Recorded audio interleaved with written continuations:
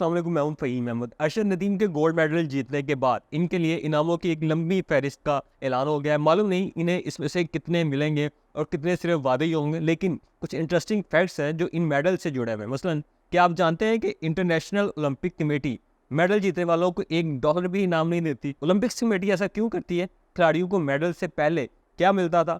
कौन सा मुल्क है जो आखिरी नंबर पर आने वाले खिलाड़ी को भी नवाजता है? इस हवाले से वीडियो में कुछ इंटरेस्टिंग फैक्ट्स हैं जो आपसे शेयर करूंगा। मौजूदा दौर में तो खिलाड़ियों को सोने, चांदी और कांसे के तमगे मिलते हैं, लेकिन हमेशा ऐसा नहीं था। 1896 में सिर्फ जीतने वाले को ही एक जैतून की टहनी और चांदी का तमगा मिला था। इसके बाद 1904 के सेंट लुइस समर ओलंपिक्स में नए तमगे मुतारिफ करवाए गए। ये तमगे इब्तदाई तौर पर खिलाड़ियों के सीनों पर सजाए जाते थे, लेकिन 1960 में डिज़ाइन तब्दील हुआ और तमगे गले में पहनाए जाने लगे। एक दिलचस्प बात यह है कि पेरिस ओलंपिक्स 2024 में मौजूदा जो मेडल्स हैं, इनमें आईफल टावर के असली टुकड़े भी शामिल हैं। अब हम सवाल की तरफ आते हैं, तमगे लेने के बाद भी इंटरनेशनल ओलंपिक कमेटी की जानिब से रकम क्यों नहीं इनाम में दी जाती जो मेडलिस्ट हैं उनको? ओलंपिक कमेटी की जानिब से अमेरिकी नशरियाती अदारे को इसकी वजह बताई गई है कि इस रकम से आलमी सतह पर खेलों और खिलाड़ियों की मदद की जाती है। IOC अपनी आमदनी का 90% दीगर प्रोजेक्ट्स और फेडरेशन में तकसीम कर देता है। नेशनल ओलंपिक कमेटियाँ या इंटरनेशनल फेडरेशन फैसला करने के लिए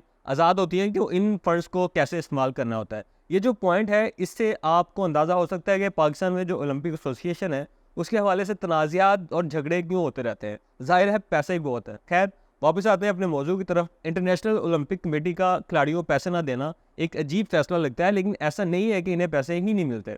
खासतौर पर इस साल कुछ नया देखने को मिला। 2024 वो साल है जब ट्रैक एंड फील्ड के खिलाड़ी सोने के तमगों के लिए इनामी रकम हासिल करेंगे, लेकिन ये रकम IOC नहीं देगा, बल्कि ट्रैक एंड फील्ड या एथलेटिक्स के इवेंट को मैनेज करने वाला इदारा वर्ल्ड एथलेटिक्स देगा, जिसने ऐलान किया था कि पेरिस ओलंपिक्स 2024 में ट्रैक इवेंट्स में सोने के तमगे जीतने वालों खिलाड़ियों को इनामी रकम दी जाएगी। और ये बैनुल-अक़वामी खेलों का इंतजामी इदारों में से पहला इदारा होगा जो ऐसा करेगा। एथलेटिक्स में जिस खिलाड़ी ने भी सोने का तमगा जीता, इसे $50,000 मिलेंगे। यानी अरशद नदीम इस हवाले से भी बहुत लकी हैं कि इन्हें भी ये इनामी रकम मिलेगी। लेकिन इस ऐलान पर कुछ फेडरेशन की जानिब से एतराज़ात भी सामने आ रहे हैं। मौसम गर्मा की इंटरनेशनल ओलंपिक फेडरेशन ने कहा है कि इन्हें इस इकदाम के हवाले से कई खदशात हैं, क्योंकि ये इनामी जो रकम है ये ओलंपिक्स की इक़दार को कमज़ोर करेगी। इसके साथ उन्होंने कहा है कि इनामी रकम सिर्फ सोने के तमगे जीतने वालों को क्यों मिलेगी, लेकिन इसके जवाब में वर्ल्ड एथलेटिक्स ने कहा है कि उस बोनस की पॉलिसी को लॉस एंजलिस ओलंपिक्स 2028 में चांदी और कांसे के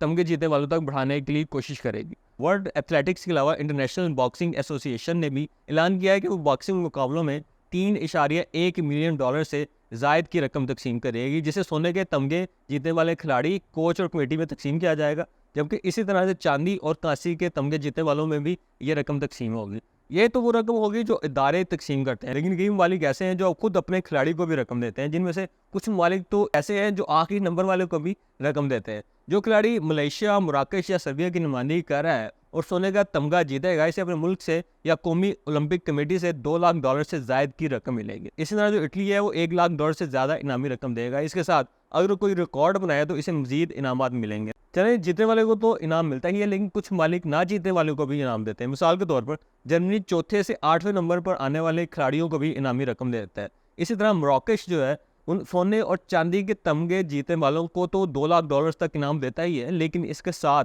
32वें पोजीशन वाले को भी रकम देता है। खैर, इनामी रकम का ऐलान तो हमारे हीरो अरशद नदीम के लिए भी किया गया है, लेकिन क्या इन्हें ये रकम मिलेगी? ये एक बड़ा सवालिया निशान है। इसके साथ साथ हमारी रियासत को ये भी देखना होगा कि इंटरनेशनल ओलंपिक कमेटी से जो रकम आ रही है वो जाती कहाँ है? अगर प्लेयर्स में लग रही है तो वो रकम का फ़ायदा नज़र क्यों नहीं आ रहा? अरशद नदीम के अलावा कोई परफॉर्म क्यों नहीं कर पाया? और अगर इन खिलाड़ियों पे ये पैसे नहीं लग रहे तो किस किस की ऐशों पे लग रहे हैं? और आखिर में हमारे लीडर्स से रिक्वेस्ट है कि खुदा के लिए कोई तो ऐसी खुशी छोड़ दिया करें जिसे क्रेडिट के नाम पर मुतज़िया ना बनाया जाए। अरशद नदीम की जो फतह है वो उसकी मेहनत का नतीजा है, ना कि किसी लीडर का कारनामा। खैर, आज तक की इतना ही। अगली वीडियो के साथ दोबारा हाजिर होऊंगा। अपना ख्याल रखिएगा। अल्लाह हाफ़िज़।